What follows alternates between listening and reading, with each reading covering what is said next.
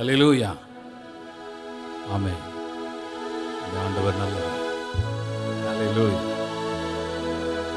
இருக்கிற இடங்களிலே தலைகளை தாழ்த்தி ஆண்டவரை நோக்கி பார்க்கலாம். இந்த காலை வேளையிலே ஆண்டவர் நமக்கு தந்திருக்கிற இந்த ஸ்லாக்கியத்தை நினைத்து சர்வ வல்லமை உள்ள தேவனை நாம் ஸ்தோத்திரித்து மகிமைப்படுத்தலாமா? சர்வ வல்லவராகி எங்கள் ஆண்டவரே, உமக்கு ஸ்தோத்திரம், உமக்கு ஸ்தோத்திரம். பரலோக பிதாவே, உமக்கு ஸ்தோத்திரம். எல்லா சிந்தைகளை ஆண்டவருக்கு நேராக மாத்திரம் திருப்பி ஹல்லேலூயா, நமக்குள் கிரியை செய்கிறவர், நமக்காகவே கிரியை செய்கிறவரை மாத்திரம் சிந்திப்போம். நன்றி தகப்பனே, நன்றி ஆண்டவரே. எலோகியும் தேவனே, உமக்கு ஸ்தோத்திரம் ஆண்டவரே. சர்வ வியாபியே, உமக்கு ஸ்தோத்திரம் ஆண்டவரே. சர்வ சிருஷ்டிகராகிய எங்கள் ஆண்டவர், எங்கள் சிருஷ்டி நாயகனுக்கு ஸ்தோத்திரம். உம்மை போல எங்களை சிருஷ்டித்து உம்மையே பணிந்து கொள்ளும்படி எங்களை ஏற்படுத்தினவருக்கு நன்றி செலுத்துகிறோம். ஒருவரும் சேரக்கூடாத ஒளியில் வாசம் பண்ணுகிற மகா பரிசுத்தருக்கு ஸ்தோத்திரம். ஒருவராய் சாவாமை உள்ளவராய் இருக்கிற சர்வ வியாபியாகி எங்கள் ஆண்டவருக்கு ஸ்தோத்திரம் செலுத்துகிறோம். ஹல்லேலூயா. இழந்து போன எங்களை தேடி வந்து ரட்சித்து மறுபடியும் உம்மோடு இணைத்து கொண்ட எங்கள் தேவனுக்கு நன்றி செலுத்துகிறோம். ஆண்டவரே, உம்முடைய ஜீவனை மறுபடியும் எங்களுக்கு தந்ததற்காக உமக்கு ஸ்தோத்திரம்.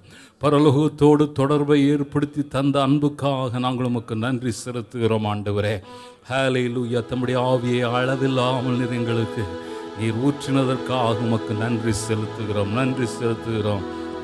ஹல்லேலூயா, ஹல்லேலூயா. நீர் ஒருவரே கனத்திற்கு பாத்திர, துதிக்கு பாத்திர. நன்றி, நன்றி, நன்றி ஆண்டவரே. ஹல்லேலூயா. நீர் தந்த எல்லா கிருபைகளுக்காக, இரக்கங்களுக்காக, எங்கள் மேல் பட்சமாயிருந்து நடத்துகிறதற்காக உமக்கு நன்றி செலுத்துகிறோம் அப்பா. ஸ்தோத்திரம் ஆண்டவரே, ஸ்தோத்திரம் ஆண்டவரே. ஹல்லேலூயா. நீர் தந்திருக்கிற பாதுகாப்புகள், நீர் வழிநடத்துகிற எல்லா நன்மையான வழிகள், மேன்மையான வழிகளுக்காக உமக்கு நன்றி செலுத்துகிறோம். ஹல்லேலூயா, ஹல்லேலூயா, ஹல்லேலூயா. நம்ம எல்லாரும் எழுந்து நின்று ஆண்டவரே, எத்தனையோ இடங்களிலே உம்மை துதிக்க, ஆராதிக்க, ஒவ்வொரு சமாதானம் இல்லாது இருக்கிற இந்த காலங்களிலே இந்த தேசத்தில் எங்களுமே ஆராதிக்க, விடுதலையாக உம்மை நாமத்தை சொல்லி கூப்பிட ஆண்டவரே, இந்த தேசத்தில் எங்களுக்கு கிருபை அளித்தீரே, உமக்கு ஸ்தோத்திரம் ஆண்டவரே, ஸ்தோத்திரம் ஆண்டவரே. தெய்வ தேசத்தை தேவன் ஆசீர்வதிப்பீராக. ஓ தேவன் ஏற்படுத்தி இருக்கிற தலைவர்களுக்காக உமக்கு நன்றி செலுத்துகிறோம். நாங்கள் ஆராதிக்கும்படிக்கு ஆராதனை கூடங்கள் எல்லாம் ஏற்படுத்தும்படி கர்த்தர் மனதிலே காலங்களிலே பேசினதற்காக, இந்த காலங்களில் உம்முடைய பிள்ளைகளாக நாங்கள் சேர்ந்து ஆராதிக்க எங்களுக்கு ஏற்படுத்தி தந்த வழிகளுக்காக உமக்கு நன்றி செலுத்துகிறோம். எங்களை போஷிக்கும்படி நீர் எங்கள் மேல் வைத்திருக்கிற பிரியத்திற்காக உமக்கு நன்றி செலுத்துகிறோம் ஆண்டவரே. ஹல்லேலூயா. இந்த காலவேளையிலே அநேக பாரங்களோடு வந்திருக்கலாம், குழப்பங்களோடு வந்திருக்கலாம், கேள்விக்குறிகளோடு வந்திருக்கலாம், ஆதங்கங்களோடு வந்திருக்கலாம், குழப்பங்களோடு நிற்கலாம், நிந்தனைகளோடும் அவமானங்களோடும். கர்த்தரை நம்பினானே இவனுக்கு என்ன ஆயிற்று என்று சொல்லுகிற கேள்விகள் முன்பாக நிற்கிறவர்களாகவும் இருக்கலாம். ஆனால் நமக்காக ஜீவனையே தந்தவர், அந்த திருக்குமாரனை அருளி நம்மை ரட்சித்தவர், அவன் மேல் நம்முடைய நம்பிக்கையை வைத்து வந்திருக்கிறோம் அல்லவா? ஹல்லேலூயா. தம்முடைய மிகுந்த இரக்கங்களின்படி நம்மை ரட்சித்தவர், அவருடைய நம்பிக்கை அல்லவா நம்மை கிறிஸ்து மகிமையின் ரகசியமாக இருந்து நம்மை நடத்துகிறார். ஹல்லேலூயா, ஹல்லேலூயா. சங்கீதக்காரன் சொல்கிறான், உம்முடைய ஆவிக்கு மறைவாக நான் எங்கே போவேன், உம்முடைய சமூகத்தை விட்டு எங்கே ஓடுவேன் ஆண்டவரே, உம்முடைய பாதம் ஒன்றுதான் எனக்கு வேண்டும் என்று நாம் வந்திருக்கிறோம் அல்லவா? ஹல்லேலூயா, ஹல்லேலூயா. ஓ உமக்கு ஸ்தோத்திரம் ஆண்டவரே. தேவனே, என்னை ஆராய்ந்து இருதயத்தை அறிந்து கொள்ளும் ஆண்டவரே, என்னை சோதித்து என் சிந்தனைகளை அறிந்து கொள்ளும் என்று ஒப்பு கொடுப்போமா? ஹல்லேலூயா. இருதயங்களையும் சிந்தைகளையும் ஆட்கொண்டு தேவ பிரசன்னத்தினாலும் சமாதானத்தினாலும் நம்மை ஆட்கொண்டு ஹல்லேலூயா நடத்த வல்லவர் நம்முடைய மத்தியில் இருக்கிறாரை. கரங்களை உயர்த்தி ஆண்டவரே, உம்முடைய பாதத்தில் அர்ப்பணிக்கிறேன். வேதனை உண்டாக்குற வழி என்னிடத்தில் உண்டோ என்று பார்த்து தம்முடைய நித்திய வழிக்கு நேராக என்னை திருப்பிக் கொள்வீராக. உம்மாய் அன்றி எனக்கு யாரு உண்டு? உம்முடைய சமூகத்தில் என்னை அர்ப்பணிக்கிறேன் என்று ஆண்டுடைய பாதத்தில் ஒப்பு கொடுத்து நாம் ஆண்டவரிடத்தில் அர்ப்பணிப்போமா? ஹல்லேலூயா. ஜெப சிந்தையோடு கூட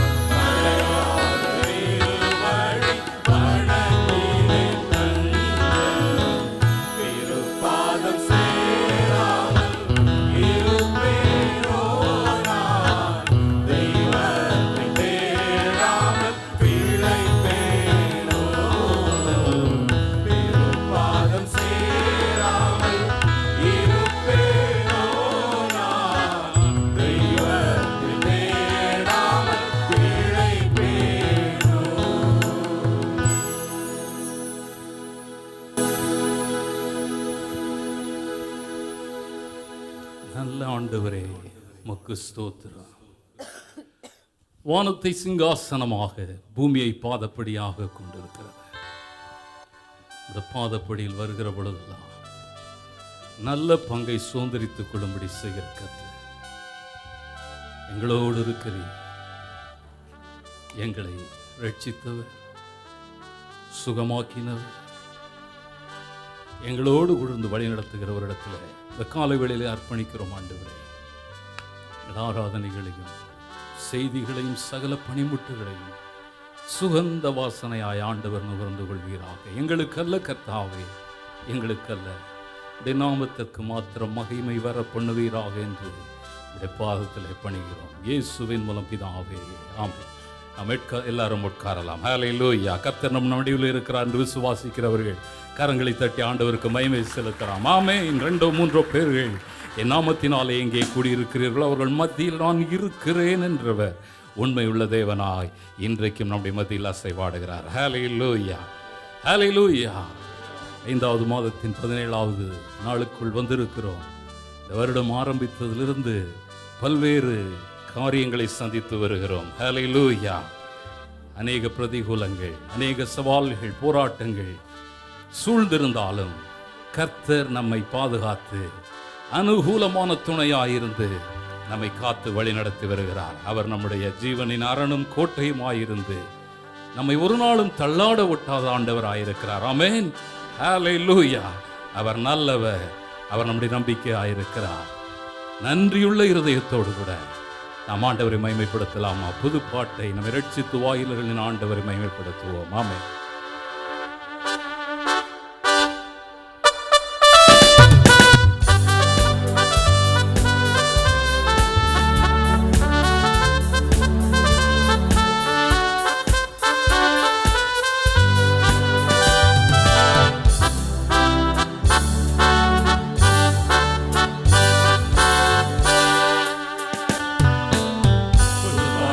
என்ன நாவினில் தந்தார்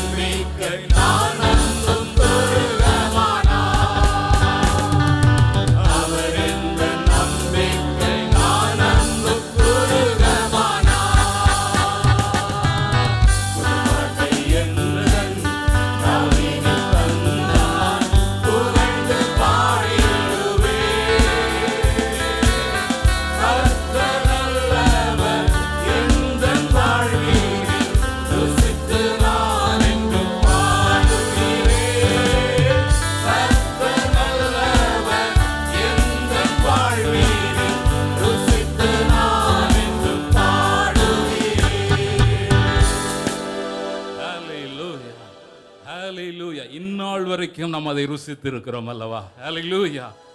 அவர் செய்த நன்மைகளுக்கெல்லாம் நான் நன்றி சொல்லி முடித்து விட்டோமா என்று கேட்டால் வாழ்நாள் பூரா இதுவரை செஞ்சதுக்கே சொல்லி முடிக்க முடியாது. ஹalleluya. அப்படித்தானே? ஹalleluya. அவர் எவ்வளவாய் நம்மில் அன்பு கூறுகிறார் என்பதை நாம் நினைத்து பார்க்க வேண்டும். ஹalleluya. நம்ம நன்றி சொன்ன அளவுக்கு அவர் நம்மை அவளை நினைச்சா போதும் நினைச்சிருந்தா நம்ம இருந்திருக்க முடியாது. ஹalleluya. அவர் நம்மை நேசிக்கிற மகா பெரிய தேவனாயிருக்கிறார். அதற்கு அடையாளமாக அவருடைய சொந்த குமாரனையே நமக்கு அவர் அருளினார்.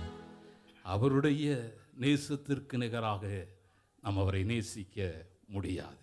ஹalleluya. ஆனாலும் குறைவுள்ளவர்களாக இருந்தாலும் கூப்பிடுகிற பொழுதெல்லாம் நமக்கு சமீபமாய் வந்து நம்மை ரட்சிக்கிறார், பாதுகாக்கிறார், உதவி செய்கிறார், தூக்கி விடுகிற தேவனாய் இருக்கிறார். பாதை காட்டும் பகலவனாக அவர் இருக்கிறார். அவருடைய மன்னாவை அருளி நம்மை பலப்படுத்துகிற தேவனாய், நம்பிக்கை அருளுகிற தேவனாய் இருக்கிறார். தளர்ந்து போகிற பொழுது சோர்ந்து போகாதே என்று கரம் பிடித்து தூக்கி நிறுத்துகிற ஊன்றுகோலாய் கரங்களை தட்டி ஆண்டவருக்கு நன்றி செலுத்தலாம். ஹalleluya. அவர் நாமம் இயேசு. ஹalleluya.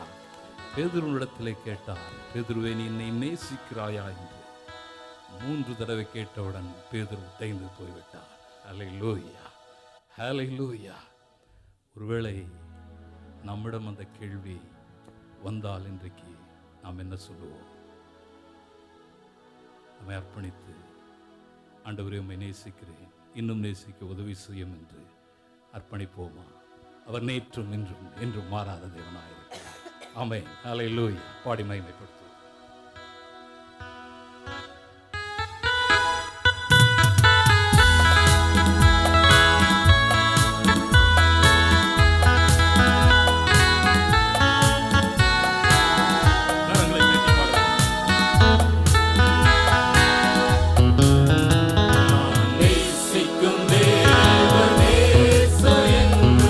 ஜீவிக்கிறார், அவர் நேற்றும் இன்றும்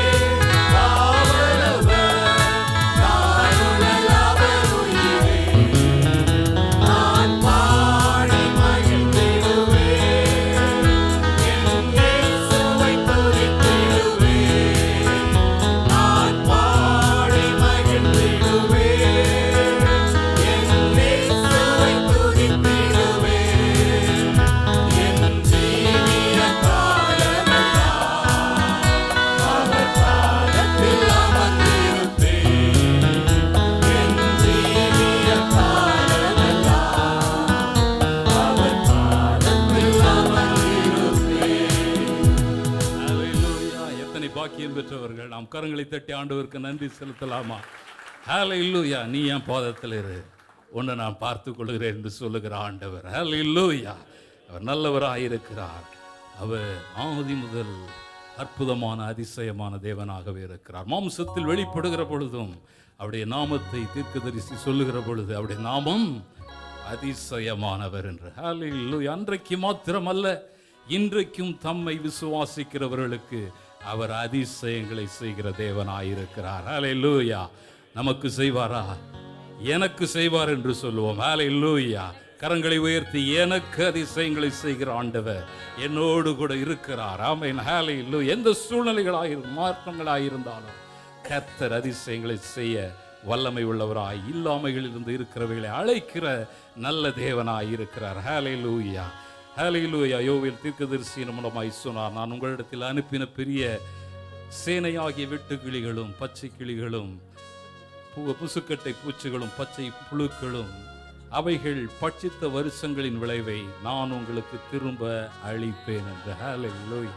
அன்னைக்கு வெட்டுக்கிளிகள் பச்சை கிளிகள், இன்றைக்கு யுத்த ஆயுதங்கள் பெரியவைகளும் சிறியவைகளுமாக வந்து தேசத்தை பட்சிக்க நம்பிக்கை இல்லாத ஒரு சூழ்நிலையாய் போகிறதா இருந்தாலும் ஆண்டவர் சொல்லுகிறார், தேசமே நீ பயப்படாதே, மகிழ்ந்து களிகுரு. சொல்லலாம், எல்லாரும் சொல்லலாம், தேசமே நீ பயப்படாதே, மகிழ்ந்து களிகுரு, கர்த்தர் பெரிய காரியங்களை செய்வார். ஹல்லேலூயா. அதுக்கு தான் இந்த பூமியில இந்த தேசத்துல சபையை வைத்து நம்மளை வைத்திருக்கிறார். அவருடைய வார்த்தை சொல்லுகிற பொழுது அவைகள் இங்கே நிறைவேறுகிறதா இருக்கிறது.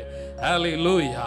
நீங்கள் சம்பூர்ணமாக சாப்பிட்டு திருப்தி அடைந்து உங்களை அதிசயமாய் நடத்தி வந்த வழிகளை நீங்கள் உங்கள் தேவனாய் கர்த்தருடைய நாமத்தை துதிப்பீர்கள். என் ஜனங்கள் ஒருபோதும் வெட்கப்பட்டு போவது இல்லை என்றவர் இன்றைக்கும் ஜீவிக்கிற தேவன்.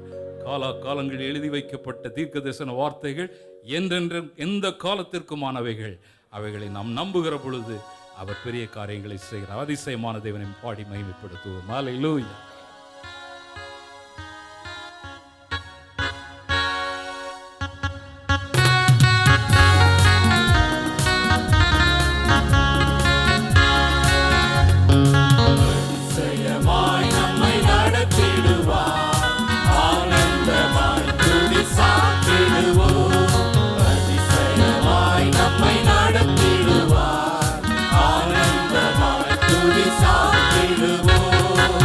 Stay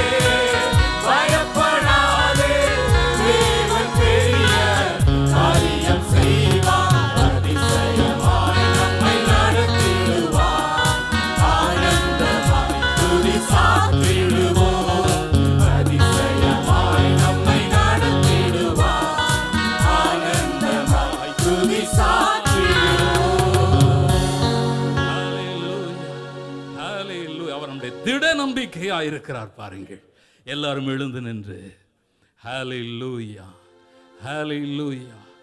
ஏதோ யாரோ எழுதினவைகள் அல்ல, கர்த்தர் எழுதி கொடுத்த வார்த்தைகளை பாடலாக நாம் அறிக்கை செய்திருக்கிறோம். ஹல்லேலூயா, ஹல்லேலூயா.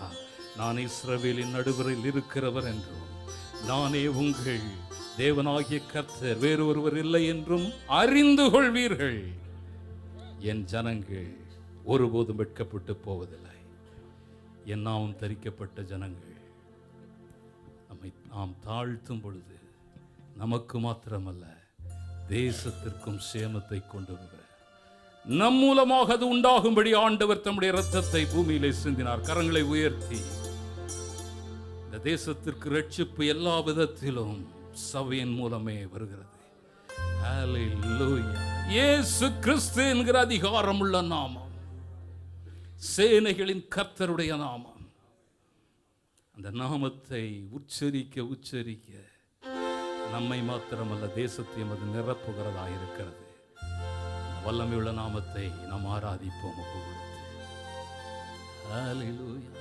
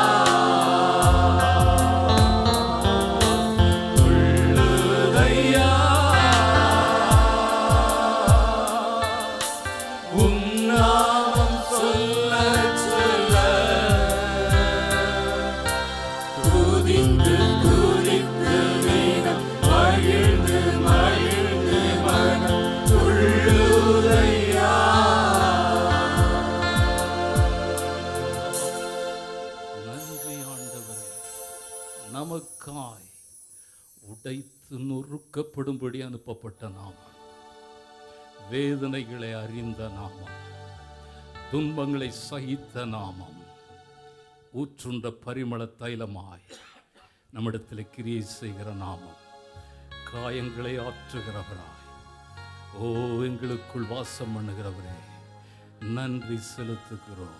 பிகிலையாத்தின் பிசின் தைலமாய் எங்களை குணமாக்குகிறவராய் இந்த காலை வேளையிலே ஆண்டவர் எழுந்துள்ள இருக்கிறதற்காக நன்றி செலுத்துகிறோம். ஆண்டவரே, ஹல்லேலூயா, உம்மிடத்திலே எங்களை அர்ப்பணிக்கிறோம், முற்றிலுமாய் அர்ப்பணிக்கிறோம். நீர் எங்கள் தெய்வம், நீர் எங்களை ஆளுகிற தெய்வம் அல்லவா, நீர் எங்கள் மறைவிடமும் உறைவிடமுமாயிருக்கிறீர். ஆண்டவரே, உமக்கு நன்றி செலுத்துகிறோம். உம்முடைய இருதயத்திற்கேற்றபடி எங்களை நடத்தும் என்று ஒப்பு கொடுக்கிறோம். ஆண்டவரே, நன்றி நன்றி. ஆண்டவரே, ஹல்லேலூயா, உம்மில் மாத்திரம் எங்களை அர்ப்பணிக்கிறோம். ஹல்லேலூயா.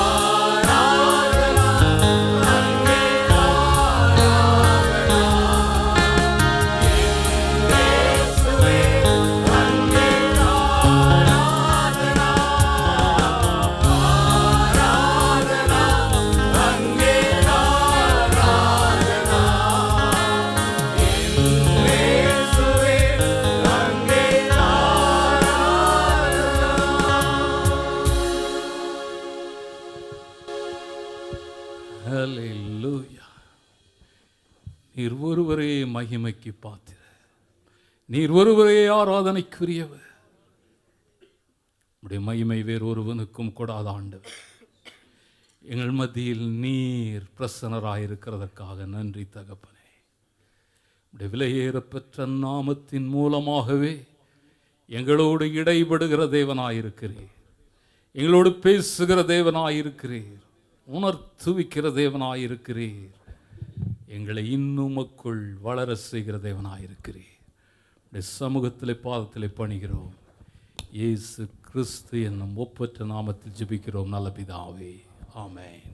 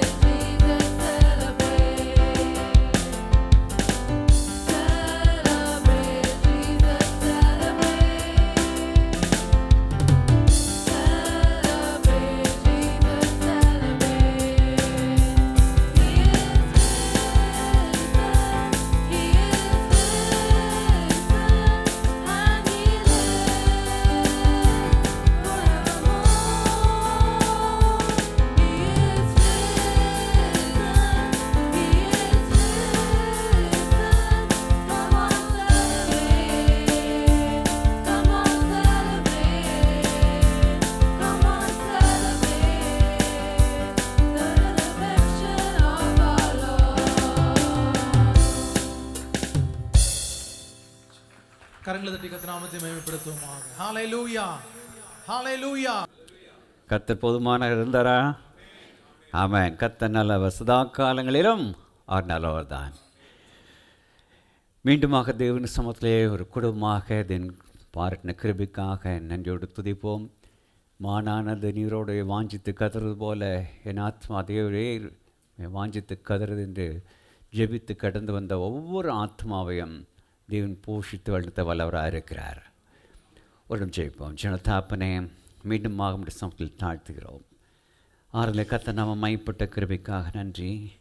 மீண்டுமாக கத்தோடைய ஜனங்களை உடைய சமூகத்தில் கூட்டி சேர்த்து விடுதலையோடு ஆராதிக்கத்தக்கதாகும் கத்தோடைய வார்த்தை கேட்கத்தக்கதாக நீ பார்த்த கிருபைக்காக நன்றி. அடித்திரத்துக்கு மறைத்துக் கொள்வீராக. கொடுக்க வார்த்தை அடியனுக்கு ஒவ்வொருக்கும் பிரயோஜனமாக்கத்தக்கதாக ஆசிர்வத்து கொடுக்க வேண்டுமாய் எல்லா வழக்கத்தில் ஈஸ்னா ஜெபிக்கிறோம் பரம்பிதாவே. ஆதார வசனமாக 2 வசனங்களை வாசிக்க கேட்போம். பிரசங்கி 3:1, 2 கொரிந்தியர் 5:17. ஒவ்வொன்றிற்கும் ஒவ்வொரு காலம் உண்டு, வானத்தின் கீழ் இருக்கிற ஒவ்வொரு காரியத்துக்கும் ஒவ்வொரு சமயமும் உண்டு.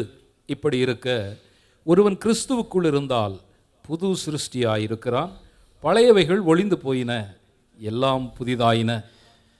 மானிடர்கள் எப்பொழுது ஒரு மாற்றத்தை விரும்புவார்கள்.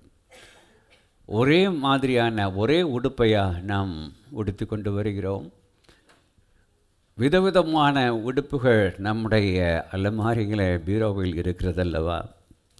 ஒரே மாதிரியான சாப்பாட்டையாக நாம் தினமும் சாப்பிடுகிறோம். அது 3 வேளை மாறி மாறி சாப்பிடுகிறோம். இன்று சாப்பிட்டதை நாளை சாப்பிடுகிறோம். அவ்விதமாகவே நம்முடைய வாட்ச் சிலர் மாற்றிக்கொண்டே இருப்பார்கள். சிலர் தங்களுடைய பெண்ணை மாற்றுவார்கள். செல்ஃபோன் சொல்ல வேண்டாம். இந்த காலங்களில் நகைகளை மாற்றிக்கொண்டே இருப்பார்கள். ஆனால் அதுக்கென்ற வாழ்க்கை துணையை மட்டும் மாற்ற முடியாது. தேவனும் அனுபவிக்கவில்லை, சமுதாயமும் ஒத்துக்கொள்ளாது. பொதுவாக மக்கள் மாற்றத்தை விரும்புவார்கள். இதனைத்தான் நடந்து முடிந்த நம்முடைய தேர்தலும் நமக்கு உணர்த்துவிப்பதாக இருந்ததை கண்டோம். மனிதருடைய குணமே முதலில் ஒன்றை விரும்புவார்கள், பின்பு கொஞ்ச காலம் சென்றதும் அதை வெறுத்து வேறொன்றை விரும்புவார்கள். அது இப்பொழுதுதான் அரசியல் இருக்கிறது நான் நினைக்க வேண்டாம். சாலமோனுடைய காலத்தில் அது இருந்ததினால ஞானி எழுதுகிறார். வசனங்கள் வாசிக்க கேட்போம். பிரசங்கி 4:15-16.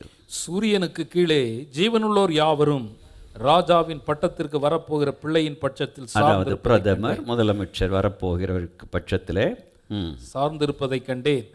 அவர்களுக்கு முன் அப்படி செய்த ஜனங்களின் இலக்கத்திற்கு முடிவில்லை. இனி இருப்பவர்கள் இவன் மேலும் பிரியம் வைக்காமல் வந்தவர்கள் பேரும் பிரியம் வைக்காமல் போவார்கள். இதுவும் மாயையும் மனதுக்கு சஞ்சலவுமாயிருக்கிறது. இது எவ்வளவு இன்றும் உண்மையாக இருக்கிறது என்று நாம் காண்கின்றோம். மாறும் ஒரு உலகத்தில் நாம் ஜீவித்து கொண்டு இருக்கின்றோம். அதே சமயம் இந்த மாற்றம் என்ற ஒன்று எப்பொழுது வரும், எப்படி வரும் என்று யாராலும் கணிக்க முடியாது.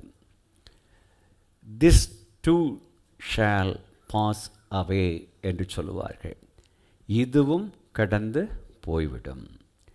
மாண்ட ஜீவியத்திலே நாம் காணும் அனுபவிக்கும் எதுவும் மாறி போய்விடும் என்பதை மறக்க வேண்டாம். இந்த சாஜாவிலே அல்காஸ்மே ரவுண்ட் அபவுட் என்று சொல்லப்படும் மொபைல் ஃபோன் ரவுண்ட் அப் அருகிலே ஒரு சிற்றாலயம் இருந்தது, சாப்பல். அதில் ஒரு சிவப்பு சிலுவை லைட் எரிந்து கொண்டே இருக்கும். துபாய் ட்ரேட் சென்டர் தான் கடைசி எல்லை. அதுக்கு பின்பாக நீங்கள் காணப்படியாக வனாந்தரம் போன்ற ரோடு தான் இருக்கும். இது சார்ஜா, அதுக்கு முந்தினது தான் துபாய். துபாய் ஏர்போர்ட், இப்போது உள்ள சார்ஜா ஏர்போர்ட்டில் ஒரு கால்வாசி பகுதி தான் துபாய் ஏர்போர்ட்டாக இதுக்கு முந்தின ஸ்லைடு முதலாக அது இருந்தது. துபாய் சார்ஜா ரோடு சிங்கிள் ட்ராக்கு தான். பல வளைவுகள் இருந்து பல விபத்துக்கள் நாள்தோறும் நடந்து கொண்டு இருக்கும். சார்ஜாவிலிருந்து அபுதாபி போவேன் என்றால் 4.5 மணி நேரம் 5 மணி நேரத்துக்கு மேலாக எடுக்கும். சார்ஜா துபாய் பார்டரில் செக் போஸ்ட் இருக்கும். பத்தாக்கா என்று சொல்லப்படும் ஐடியை காட்டிவிட்டு செல்ல வேண்டும். இரவு நேரத்தில், அதாவது 10:30 மணிக்கு இப்பொழுது எபோ ஜே ரோடு இருக்கிறது. அப்போ 10:30 மணிக்கு ஏதாவது 1-2-3 காரு தான் துபாயிலேருந்து ஷார்ஜா வரும். அவ்வாறு வரும்பொழுது அல்முல்லா இருக்கின்ற இடத்துல போலீஸ் நிப்பாட்டி, இந்த நேரத்தில் உங்களுக்கு என்ன இங்கே வேலை, எதற்கு துபாயிலேருந்து வருகிறீர்கள் என்று கேட்பார்கள். அது ஒரு சிலருக்கு நீங்கள் இருந்தவர்கள் அதை நீங்கள் நம்பலாம். இதுதான் நான் இங்கு வந்த பொழுது நான் கண்ட காட்சி. இன்று நினைத்த வினாடியிலே ஊரில் இருப்பவரிடம் தொடர்பேசியில், கைபேசியில், செல்ஃபோனில் பேசுகிறோம், பார்த்து பேசுகிறோம். ஆனால் அன்று காலை 6 மணி 7 மணிக்கு ட்ரங்க் கால் புக் செய்தால் சில நாட்களில் அன்று மாலை தான் லைன் கிடைக்காமலும் போய்விடும். இன்று இன்ஃபர்மேஷன் டெக்னாலஜி அசூர வேகத்தில் வளர்ந்திருக்கும் காலத்தில் இருக்கின்றோம். இவ்விதமே குழந்தைகள் அழகாக வளர்ந்து வாலிபர்களாக, அழகான வாலிப பெண்களாக மாறிவிடுகிறார்கள்.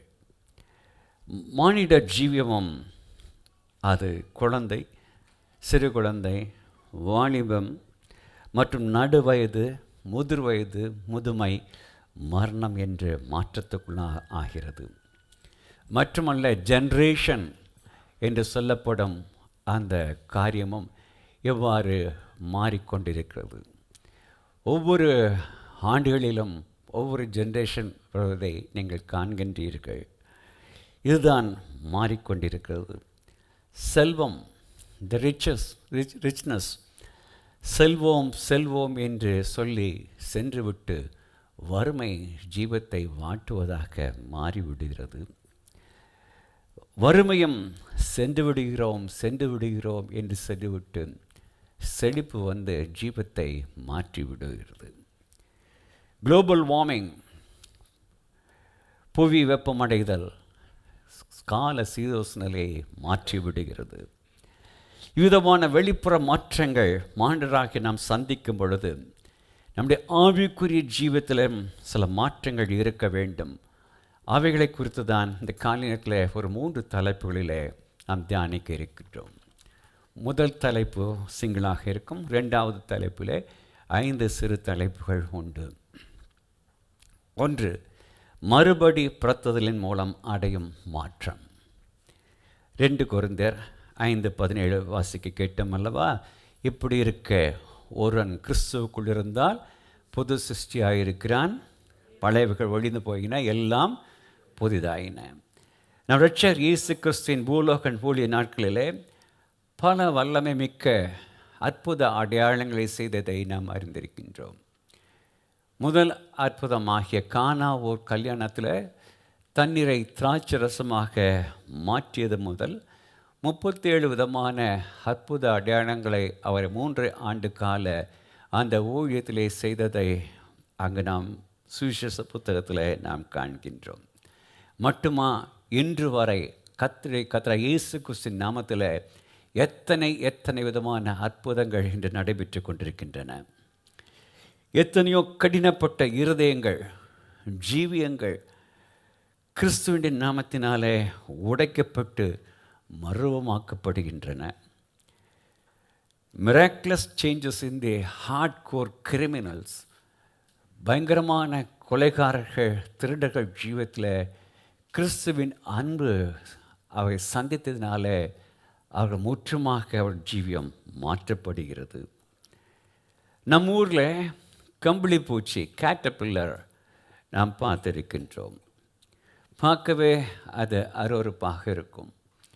மிக மெதுவாக அழுகின செடிகள் ஊர்ந்து செல்லும். அதனுடைய வேலையை மெதுவாக நடப்பதும் அநேக இலைகளை கடித்து தின்பதும் இதாக இருக்கும். சோம்பலும் பெருந்தீனியும் தான். இப்படி தின்று ஒரு சமயத்தில் தன்னை சுற்றிலும் ஒரு கக்கூன், ஒரு புழுக்கூட்டை உருவாக்கி கொண்டு அதற்குள் உறங்கி விடுகிறது. 15 முதல் 18 நாட்கள் உறக்கம் கொள்ளும் பொழுது அந்த கூட்டுக்குள்ளாக ஒரு பெரிய மாற்றம் நடைபெறுகிறது. ஒரு குறிப்பிட்ட நாளிலே அந்த கூட்டை அது உடைத்து கொண்டு எல்லோராலும் அருவருக்கத்தக்கதாக இருந்த அந்த புழு எல்லாரும் விரும்பத்தக்கதாக கண்டு கழிவுறத்தக்கதான பட்டர்ஃப்ளையாக அது வெளிவருகிறது. முன்பு காணப்பட்ட அந்த சோம்பல், முன்பு காணப்பட்ட காரியங்கள் எல்லாம் மாறி சுறுசுறுப்பாக கண்ணுமைக்கும் நேரத்தில் இங்கும் அங்கும் வானிலை பறந்து சுற்றித் திரிவதை கண்கொள்ளா காட்சியாக இருக்கின்றது. ஒரு காலத்தில் குப்பைகளிலே உள்ள அசுத்தங்களை சாப்பிட்ட புழு இன்று மலர்களில் உள்ள தேனை மரச்சாறை அருந்துவதாக இருக்கின்றது. ஒரு காலத்தில் மெதுவாக ஊர்ந்தது இன்று கண்ணிமைக்க நேரத்தில் எங்கும் அங்கும் பறந்து திரிவதாக மாறிவிடுகின்றது. இதைத்தான் மெட்டாமோர்பாசிஸ் என்று சொல்கிறார்கள். மெட்டமோர்பாசிஸ், டிரான்ஸ்ஃபர்மேஷன், நான் தமிழில் உருமாற்றம் என்று அழைக்கின்றோம். இன்று உலகம் நம்மை ஏளனமாக பார்க்கலாம். கிறிஸ்தவர்கள் பணத்திற்காக மதம் மாறினவர்கள் என்று கிராமத்திலும் வட இந்தியாவிலும் சொல்லலாம். ஒரு கம்பளி பூச்சியை பார்ப்பது போல அருவருப்பாக பார்க்கலாம். பாவம் உலகத்தாரால் ஒரு உண்மையான விசுவாசி உன்னத தேவனோடு அவன் உறவாடும் பிள்ளை என்பதை அவர்கள் மறந்து போய் விடுகிறார்கள். அவர்களால் உணர முடியவில்லை. 1861 அமெரிக்காவில் சிவில் வாருக்கு முன்பாக ஒரு இளம் வாலிபன் ஓஹியோ என்ற மாகாணத்தில் இருந்த ஒரு பெரும் பணக்கார பண்ணையாள் பெரிய மாட்டுப்பண்ணை வைத்திருந்த C.W. டெய்லரிடம் ஒரு எடுபிடு வேலைக்கு சேருகிறான். அவனை மாட்டுகள் தீவனம் வைக்கும் அறையில் படுக்க வைக்கிறார். அதுதான் அவனுடைய இடம். அவர் அங்கு வேலை செய்து கொண்டிருந்த பொழுது டெய்லருடைய மகள் மீது அவன் காதல் வசப்பட்டு அவளை சென்று அவருடைய மகனை திருமணம் செய்ய ஆசையாக இருக்கிறேன் என்று சொல்கிறான். அவருக்கு வந்ததே கோபம். எங்கிருந்தோ வந்த பரதேசி என் மகளை நீ கல்யாணம் செய்ய ஆசைப்படுகிறாய் என்று சொல்லி அடித்து விரட்டி விட்டார். அவனும் தன்னுடைய பொருட்களை எடுத்துக்கொண்டு போய்விட்டான். காலச்சக்கரம் உருண்டோடியது. 35 ஆண்டுகள் போய்விட்டது. டெய்லர் அந்த மாட்டுப்பண்ணையை மாற்றி ஒரு பெரிய தொழிற்சாலையாக மாற்ற அந்த இடங்களை சுத்தம் செய்த பொழுது அந்த மாட்டு தீவனம் இருந்த அந்த வாலிபன் படுத்திருந்த இடங்களையும் சுத்தம் செய்யும் பொழுது அந்த சட்டத்தில் ஒரு பேர் பொறிக்கப்பட்டிருந்தது. ஜேம்ஸ் ஏ கர்ஃபீல்டு என்ற பெயர். அந்த வாலிபன் வேறு யாருமல்ல, அமெரிக்க தேசத்தில் 20வது ஜனாதிபதியாக என்ற பிரசிடெண்ட் ஆகும். அன்று அந்த வாலிபனை ஒரு கூலி ஆளாக கண்டார் அந்த டெய்லர். அந்த வாலிபனை பிற்காலத்தில் தன்னுடைய தேசத்தின் ஜனாதிபதியாக மாறுவான் என்பதை அவர் கணிக்கு தவறிவிட்டார். விவிதமாகத்தான் இன்று உலகம் ஒரு மறுபடி பிறந்த விசுவாசியை காண்கின்றது. ஆனால் வேதம் என்ன கூறுகிறது? 1 சாமுவேல் 16:7 மனிதன் முகத்தை பார்க்கின்றான், தேவனோ இருதயத்தை பார்க்கின்றார். யோவான் 7:24 மனிதன் வெளி தோற்றத்தின்படி நியாயம் தீர்ப்பான், தேவனோ நீதியின்படி நியாயம் தீர்ப்பார். தாவீதின் தாப்பனும் சகோதரர்களும் ஏன் தீர்க்கதரிசியாக சாமுவேலும் தாவீதை உதாசீனப்படுத்தினார்கள். ஆனால் தேவனோ தாவீதின் உள்ளத்தை கண்டவராக, தன் இருதயத்துக்கு ஏற்றவனாக அவர் கண்டார். லேவியை ஜனங்கள் எல்லாரும் ஒரு வரி வசூலிப்பவனாக கண்டார்கள். ஆனால் தேவனோ லேவியாக மத்தேயுவை தன் சுவிசேஷத்தை எழுதும் ஒரு அப்போஸ்தலனாக அவர் காண்கிறார். ஜனங்கள் சகவேவை நியாயமின்றி வரி வசூலிக்கும் ஒரு வசூலிக்காரனாக கண்டார்கள். தேவனோ அவனை ஆபிரகாமின் குமாரனாக கண்டார். ஜனங்கள் சமாரியா பெண்ணை ஒரு நடத்தை கெட்ட பெண்ணாக கண்டார்கள். ஆனால் தேவனோ தன்னுடைய சுவிசேஷத்தை அறிவிக்கும் மகனாக கண்டுகொண்டார். ஜனங்கள் சவுலாக இருந்த பவுலை தீவிரவாதியாக கண்டார்கள். தேவனோ தன்னுடைய சுவிசேஷத்தை உலகத்தின் பல பகுதிகளுக்கு சென்று அறிவிக்கும் பல இடங்களிலே சபைகளை ஸ்தாபிக்கும் அப்போஸ்தலனாக கண்டார். இவ்விதவே மற்றவர்கள் நம்மில் காணப்படும் வெளி காரியங்களை கண்டு அல்லது நம்முடைய குறைகளை கண்டு நம்முடைய குற்றங்களை கண்டு பரிகசிக்கலாம்.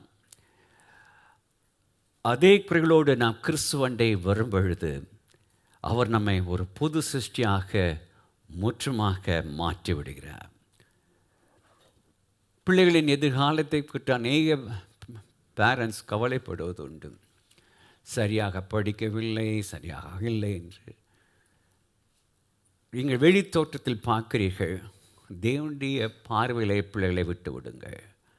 தேவரே, நீ எனக்கு கொடுத்த அருமையான கற்பத்தின் கனிக்காக நன்றி. இது உம்முடைய குழந்தை, உம்முடைய சித்தத்தின்படி அவளை எப்படி நீ உருவாக்க வேண்டுமோ அப்படி ஆக்கும் என்று சொல்லும் பொழுது தேவன் பெரிய காரியங்களை பிள்ளைகளை ஜீவிதத்தில் செய்வார்கள்.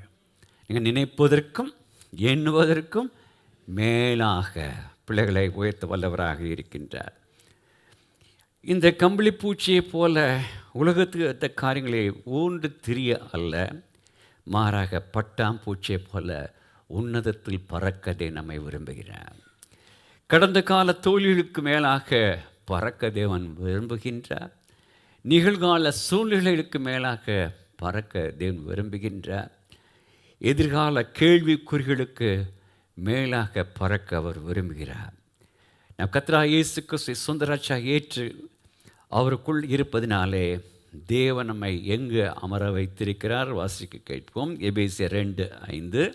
அக்கிரமங்களில் மரித்தவர்களாயிருந்த நம்மை கிறிஸ்துவுடனே கூட உயிர்ப்பித்தார், கிருபையினாலே ரட்சிக்கப்பட்டீர்கள். வசனம் 7.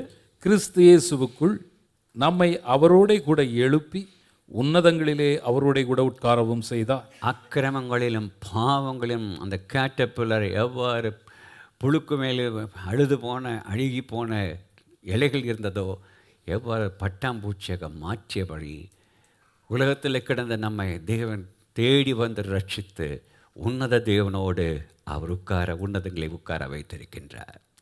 வெளிப்படுத்தல் 5:10 ராஜாக்களும் ஆசாரிகளுமாக நம்மை மாற்றியிருக்கின்றார். 2வது, கிருபையில் வளர்வதன் மூலம் ஏற்படும் மாற்றம். கிருபையில் வளர்வதும் 2 பேதுரு 3:18. நம்முடைய கர்த்தரும் இரட்சகருமாகிய இயேசு கிறிஸ்துவின் கிருபையிலும் அவரை அறிகிற அறிவிலும் வளருங்கள். அவரை அறிகின்ற அறிவிலும் வளருங்கள். ஒரு பிறந்த மானிட குழந்தை பிறந்த மாதிரியே வருடக்கணக்கில் இருந்தால் அந்த பெற்றோர் எவ்வளவு மன சஞ்சலப்படுவார்கள். இவ்விதமே ஒரு ஆத்மா கிறிஸ்துவை சொந்த ரட்சகராக ஏற்று ஆவியிலே மறுபடியும் பிறந்தும் அது தம்மை பற்றி அறிகிற அறிவிலும் கிருபையிலும் அது வளராவிட்டால் தேவன் எவ்வளோ மனஸ்தாப்படுவார். எவ்விதம் தேவ கிருபையிலே வளர்வது என்பதை குறித்து ஒரு 5 சிறு தலைப்புகளிலே நாம் பார்க்க இருக்கின்றோம். முதலாவது, உண்மையுள்ள தன்மையில் நாம் வளர வேண்டும். கடந்த வாரம் பாஸ்டர் ஆண்ட்ரூ எடுத்த செய்திக்கு முன்பாக நான் சபை கூடியவர்களை பற்றி லேசாக நான் சொன்னேன். இந்த சமுதாயம் மாறிக்கொண்டிருப்பதினாலே, இன்ஃபர்மேஷன் டெக்னாலஜி கூடிக்கொண்டிருப்பதினாலே ஏன் சபைக்கு நாம் செல்ல வேண்டும்? நம் வீட்டில் இருந்தால் எத்தனை பிரச்சனைகளை பார்த்து விடலாமே என்று இருந்துவிடும் கூட்டத்தாரும் உண்டு. அல்லது ஒரு நாள் தான் லீவ், அதிலே அதிகாலையிலே வைத்திருக்கிறார்கள். இதுக்கு பதிலாக நன்றாக தூங்கிவிட்டு மத்தியானத்திலோ மாலை கூட்டங்களுக்கோ செல்லலாம் என்று நிற்கும் கூட்டங்களும் உண்டு. கர்த்தர் உங்களை ஆசீர்வதிப்பாராக. இந்த காலை நேரத்தில் அது முதல் ஆராதனைக்கு வருவது மிகவும் சிறப்பு. அந்த காலையில் பிள்ளைகளை கூட்டிக் கொண்டு இந்த நேரத்தில் வருகிறீர்கள். அதுவும் பயங்கரமான பார்க்கிங் பிரச்சனைகள். எத்தனையோ தூரத்தில் காரை பார்க் பண்ணிட்டு வருகிறீர்கள். கர்த்தர் உங்களை ஆஸ்வதிப்பாராக. அதே நேரத்தில் வட இந்தியாவில் நினைத்து கொள்ளுங்கள், குஜராத்தில் 10 கிலோமீட்டர் 3 கிலோமீட்டர்கள் நடந்த ஆலயத்துக்கு வருகிறார்களாம். இவ்வாறு வரும்பொழுது அதை நீங்கள் நினைத்து கொள்ளும்படி நான் கேட்டுக்கொள்கிறேன். மட்டுமல்ல, சபை சரியில்லை, முன்போல் இல்லை. அவர் சரியில்லை, இவர் சரியில்லை, போதகர் சரியில்லை. உண்மைதான். வேதத்தின்படி நீங்கள் சொல்வதெல்லாம் உண்மைதான். நீங்கள் 1 கொரிந்தியர் புத்தகத்தை நீங்கள் வீட்டில் சென்று வாசித்து பாருங்கள். அது யாருக்காக எழுதப்பட்டது? வாசிக்க கேட்போம். 1 கொரிந்தியர் 1:2. கொரிந்துவிலே கிறிஸ்து இயேசுவுக்குள் பரிசுத்தமாக்கப்பட்டவர்களாயும் பரிசுத்தவான்கள் ஆகும்படி அழைக்கப்பட்டவர்களாயும் இருக்கிற தேவனுடைய சபைக்கு என்று காண்கின்றோம். ஆனால் தொடர்ந்து அந்த அதிகாரங்களை வாசித்து பாருங்கள். உள்ளே பிரிவினைகள், சண்டைகள், மார்க்க பேதங்கள், நான் பவுலை சார்ந்தவன், நான் அப்பல்லோவை சார்ந்தவன் என்ற பிரிவினைகள், இன்னும் பயங்கரமான காரியங்கள் இருக்கும் என்று 2 கொரிந்தியர் 12 கடைசியிலே நாம் பார்க்கின்றோம். இவைகள் மத்தியிலே நாம் ஆலயத்தை, தெய்வ சமூகத்தை நேசிக்கின்றோமா? 122 சங்கீதம் 1 ஆலயத்துக்கு கடந்து வர, கர்த்தருடைய ஆலயத்துக்கு போவோம் என்று சொன்ன பொழுது மன மகிழ்ச்சியாக இருந்தேன் என்ற மகிழ்ச்சி நமக்கு காணப்படுகிறதா? தேவ சபையை வாஞ்சித்து வருகின்றோமா? அதை நாம் வாஞ்சிக்க வேண்டும், நேசிக்க வேண்டும். இன்று நமக்கு இந்த வாஞ்சை உள்ளதா? ஒரு காலத்தில் இருந்தது, ஆனால் இப்போ சூழ்நிலை இல்லை, அது சரியில்லை, இது சரியில்லை. சூழ்நிலை அல்ல, சூழ்நிலை ஆண்டு நடத்தும் தேவனை நோக்கி பாருங்கள். 1 பேதுரு 5:7. அவர் உங்களை விசாரிக்கிறவரானபடியால் உங்கள் கவலைகளை எல்லாம் அவர் மேல் வைத்து விடுங்கள். பிலிப்பியர் 4:6. நீங்கள் ஒன்றுக்கும் கவலைப்படாமல் எல்லாவற்றையும் குறித்து உங்கள் விண்ணப்பங்களை ஸ்தோத்திரத்தோடு கூடிய ஜெபத்தினாலும் வேண்டுதலினாலும் தேவனுக்கு தெரியப்படுத்துங்கள்.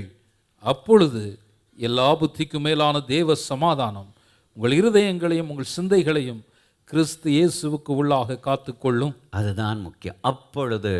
அப்பொழுது எல்லா புத்திக்கு மேலான தேவ சமாதானம் உங்கள் இருதயங்களையும் சிந்தனையும். இதுதான் முக்கியமான காரியம். இருதயமோ மகா திருக்குள்ளது, சிந்தனை வினாடியில் எங்கேயோ சென்றுவிடும். இதை காத்து கொள்ள வேண்டும். தேவ சமூகத்தில் கடந்து வந்து இதுக்கு ஆவிக்குரிய முதிர்ச்சி தேவை. 1 கொரிந்தியர் 13:11-13 பார்க்கும் பொழுது, நான் குழந்தையாக இருந்த பொழுது குழந்தைக்கேற்றபடி சிந்தித்தேன், நான் முதிர் புருஷனான பொழுதோ குழந்தைக்கானவனை ஒழித்து விட்டேன் என்று நான் காண்கின்றோம். அந்த ஒரு மெச்சூரிட்டி, அந்த ஒரு வளர்ச்சி நமக்கு காணப்பட வேண்டும். We should grow in our inner person. எவ்வாறு செயல்படுதோ அவர் உள்ளான மனிதர்களே வளர்களாக நாம் காணப்பட வேண்டும். இப்படிப்பட்ட சத்தியத்துக்குள் நாம் வளர வேண்டும். ஆவிக்குரிய வளர்ச்சி என்பது ஏதோ ஓரிரு நாளில் நடந்துவிடப் போவதில்லை. ஒவ்வொரு நாளும் தெய்வ சமூகத்தில் நாம் தரித்திருந்து வேதத்தை தியானித்து ஜெபத்தில் தேவனோடு உறவாடி தேவ கிருபையிலே நாம் விருத்தி அடைய வேண்டும். How long you are talking with your Lord? தேவனோட தனிப்பட்ட முறையில் நீங்கள் உறவாடத்தான் உங்களுடைய இன்னர் பர்சனில் நீங்கள் பலன் கொள்ள முடியும். கொலோசியர் 1:16 அதுக்கு முன்பாக ஒரு வசனம் சொல்ல வரமாட்டேன்.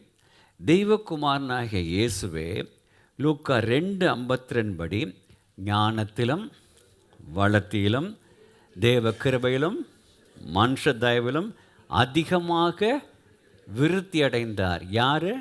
தெய்வகுமாரனாகிய இயேசு. அவர் மாம்சத்தில் காணப்பட்டதினாலே அவர் இவைகளில் விருத்தி அடைய வேண்டியதற்கு இருந்தது. இப்படி இருக்க முற்றுமாக மாம்சத்தில் பிறந்த நாம் எம்மட்டுமாக தேவனுக்கு அடுத்த காரியங்களிலே விருத்தி அடைய நாம் வாஞ்சிக்க வேண்டும். மேலை நாடுகளுக்கு நீங்கள் செல்வீர்கள் என்றால், USA ஒரு முறை நான் சென்றிருந்த பொழுது எவ்வாறு நம்முடைய ஊரில் ஆட்டோவுக்கு பின்பாக சில வாசங்கள் பொறிக்கப்பட்டிருக்கும், சிலது சிந்திக்க வைக்கும், சில சிரிக்க தோன்றும். அவ்வாறு இருந்த பொழுது அங்கு அநேகமாக இந்த ப்ரைவேட் கார்களில் ஸ்டிக்கர்ஸ் அந்த பம்பரில் ஓட்டியிருப்பார்கள். அதில் ஒன்று, I may be getting older but I have refuse to grow அப்.